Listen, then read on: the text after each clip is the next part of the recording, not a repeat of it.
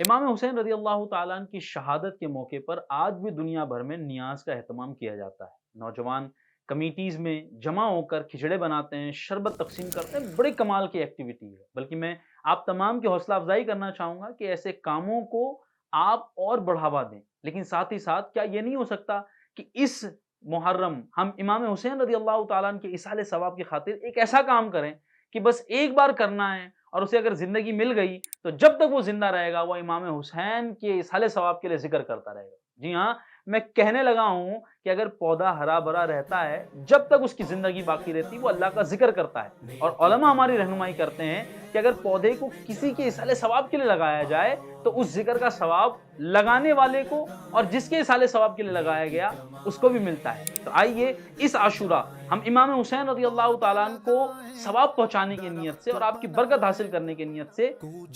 10 پودے لگانے کا عزم کریں، اور اس نعرے میں میرے ساتھ شامل ہو جائیں۔ پودا لگانا ہے،